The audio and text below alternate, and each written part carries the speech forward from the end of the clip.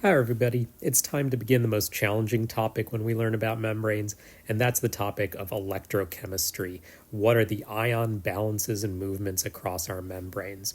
And if this sounds like you've never learned about it before, it's because you haven't. This is going to be all new to you for the most part. Don't worry though, if you've ever seen an ER scene in a television show or a movie, this will become shockingly familiar by the next video that we get into. All right, so I've drawn a default boring looking animal cell here with one transporter protein in it. Now there'd be, dozens or hundreds of this particular protein, and this protein is the sodium potassium pump. And this is the most important pump that we have in our cells, and it transports exactly what it sounds like. Now, to just remind you what a pump is this is a type of active transport. So this isn't just something that allows ions to move down their concentration gradients by diffusion. This is going to actively push them, pump them in one particular direction each. So what powers this is the hydrolysis of ATP. And when ATP is hydrolyzed, it's broken into ADP, adenosine diphosphate, and a free phosphate. And that's usually depicted as a P sub I. That stands for inorganic phosphate. Sorry to have all that annoyance there. Okay, so let's draw this. So this is supposed to represent a simplified version of ATP over on the right. And then keep in mind, this is what the protein is going to bind to. The pump will bind to this shaped molecule. After binding it, it hydrolyzes it. Again, hydrolysis at the third phosphate, and is now bound to two different items. This is going to cause a shape change in the protein. Soon afterwards, it's going to let go one of the two, and then it's going to let go the other one. Now, I actually did that out of order, and it doesn't really matter. The most important thing to know is that you're going to change the shape or the conformation of that pump protein multiple times. You could have the shape where it's not bound to anything. You could have the shape where the protein is bound to ATP, the shape where it's broken the ATP and actually added one of the phosphates to one of its amino acids. And then when it's released to the ADP but still is bound to that one phosphate group, and then it's going to return back to its original empty form. So if you think about most machines, whether it's a stapler or a scissor or a printing press or something of that nature, there's a set of repeated actions that happens that ends up getting you your final activity. And so that's what's happening here. So I'm going to walk you through the steps of what happens in this cycle. So let's imagine that this protein binds to ATP. The first thing it's able to do is bind to sodium ions. That's shape 1. Shape 2, it pumps the sodium ions to the opposite side of the membrane, in this case, going from the cytosol out to the extracellular fluid. Shape 3, it's able to bind potassium ions in the extracellular fluid. Shape 4, it's able to pump them or release them into the cytosol, changing the concentrations of both surfaces. Okay, why do we care? We'll have to get to that. It's going to take us a little time to get there. But just please understand, overall, by spending ATP energy, by burning our ATP, we're able to create two separate concentration gradients. One for sodium, where most of the sodium ions are outside of our cells, and very little sodium is on the interior. And the second for potassium, where our cell's cytosol actually has a good concentration of potassium, in the order of like maybe 140 millimolar, but outside of our cells, there's incredibly low concentration, maybe like 5 millimolar. Now, how does this relate to your own lives? First of all, hopefully you realize one of these ions you eat a lot more of. And so specifically, you'd want to think about all of your body fluids, the extracellular fluids, as you can see, having a ton of those pink ions that represent sodium. And so your blood, your lymph fluid, your interstitial fluids, your sweat, all of your body fluids have sodium in them in large quantities, and you're actually peeing out a significant amount every day as well. So you need to replenish that sodium in your diet regularly. In contrast, though, you do not need that much potassium because the potassium in your body is in your cell's cytosol, not in your extracellular fluids. So it doesn't turn over as much. So in reality, and you don't need to know this for anything specific, you do not need to overeat potassium ions. If you do, it is potentially lethal. If you want to know more about this, I can talk about it another time, but this is literally how we used to execute prisoners in the state of California, was by upping blood potassium levels that would cause heart stoppage. I know that's a little dark, but this is an important set of gradients that we need to maintain in our bodies, and I'll walk you through how they work. So let's summarize. Most of the sodium ions are outside of our cells and extracellular fluids. Therefore, there's a gradient pointing towards the interior of our cells. In contrast, potassium is higher in our cytosol, which means the gradient is actually pointing in the opposite direction in the way out of the cells. Okay. I think you all remember this from last time. These ions are not going to just go through a phospholipid bilayer. So despite the fact that there are these gradients that I'm drawing in as arrows, that doesn't mean that the ions actually flow. What we'll have to talk about is what happens if an ion channel opens. Before we get to that, got another weird topic to cover, and I'm going to draw it in here. So it turns out, decades ago, researchers were able to identify that you could actually build microelectrodes, and I mean tiny bits of wire that are less than a tenth of a micron in diameter, that you could effectively stick into the cytosol of certain cell types. By doing so, you could actually measure the sort of charge differential between the inside of a cell and the outside of a cell. Now, if you're wondering why anybody would be interested in this, I want you to focus on neurons. Think about the wires in our bodies.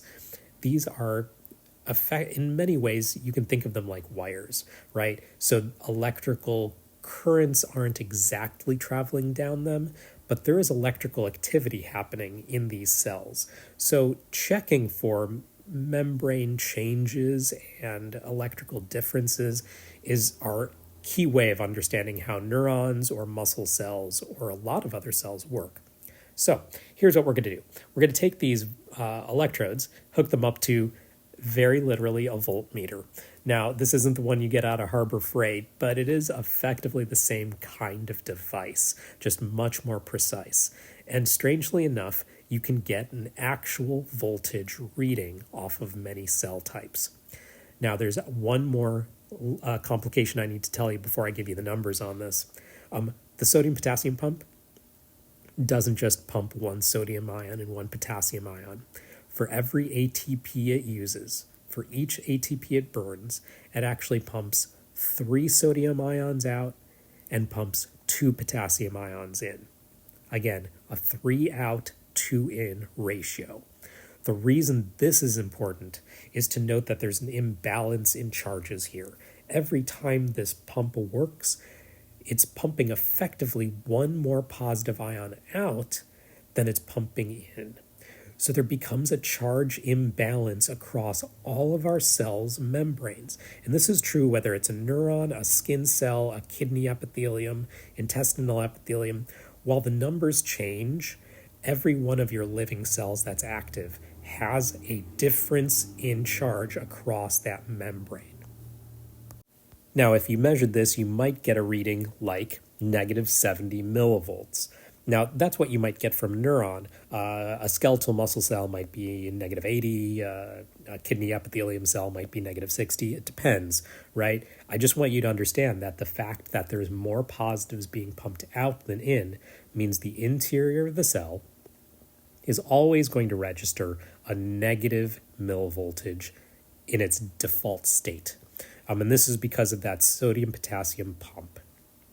Okay, whatever this default voltage is for the cell membrane, this is what we call the resting potential.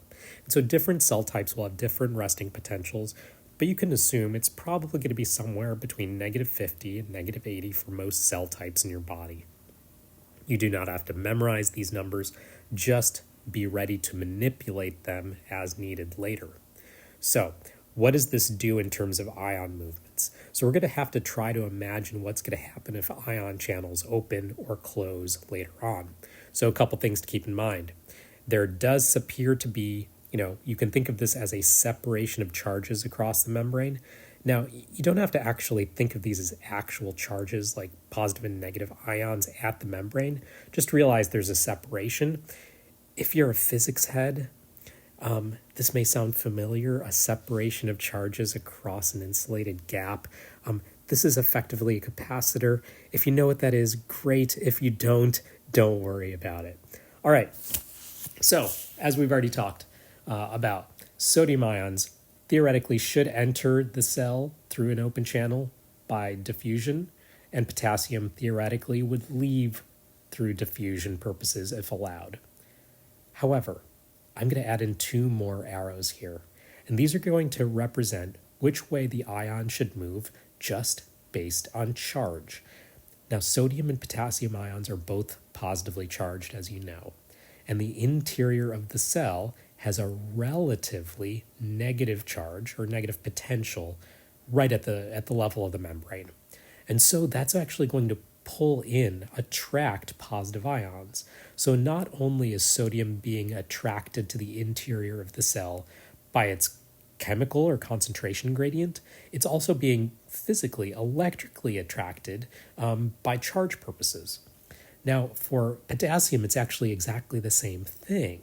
So because it's a positive ion, it's being attracted electrically by this negative membrane potential on the interior of the cell.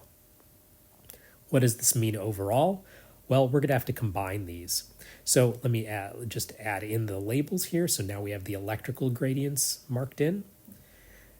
And the thing to keep in mind when it comes to ion channels is, as I've just written there, most ion channels are not open.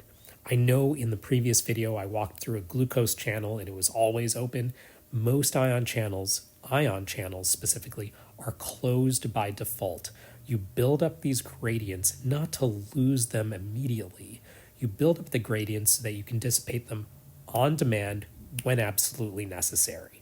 So they're going to be opened when needed, but I'm not going to tell you about how that happens yet.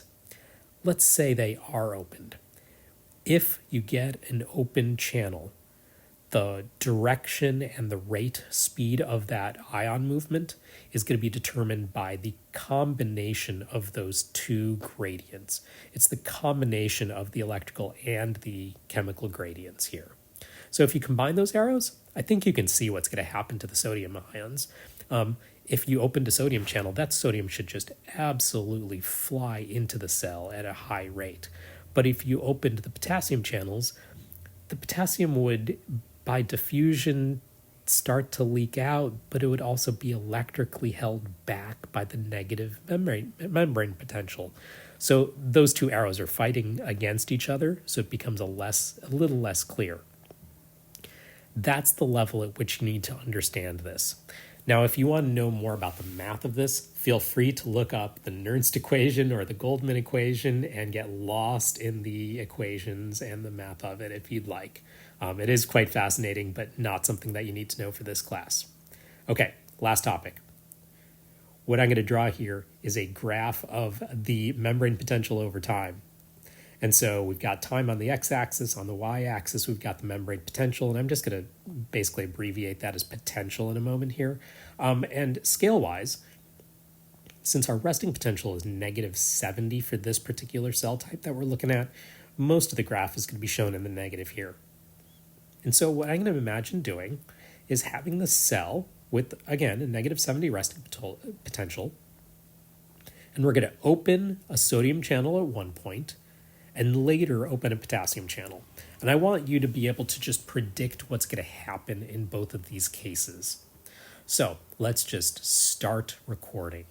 So imagine that we are going to open that sodium channel. Now I've actually given you the answer here.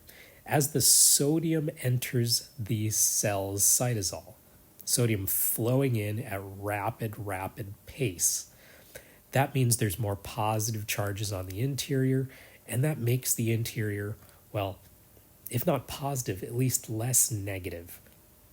This happens to be called depolarization because it's becoming less polar. Sorry for all the vocab, it gets a little overwhelming.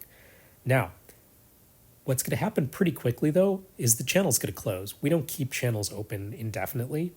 And so very quickly afterwards, the system will reset. The system will reset. There will be diffusion of ions. The flows will reset themselves. The pump will be doing its job, trying to maintain the -70. And you'll be back at -70 in almost no time. And it's almost entirely due to diffusion purposes. Okay, now let's open the potassium channel. If you open the potassium channel, the electrical gradient is keeping the potassium ions in, but there is still some sort of a concentration gradient that might overcome that electrical charge. And so you might get a drop as positive ions leave. Again, you lose positive ions, and if you lose positive ions, the interior of the cell becomes a little more negative. Okay, after a moment, these channels will hopefully close again. You reset the system. All right, so you might temporarily go to -80, but soon enough, you'll be back at -70 where you started. Okay, that's a whole lot. You'll probably have to rewatch this, do some practice questions. What I will guarantee you, though, is if you've ever seen, again, an ER show of any sort, you will learn to understand this pattern, this series of patterns, and you will recognize a lot of this when we get to the next video. All right, talk to you again soon, folks. Bye.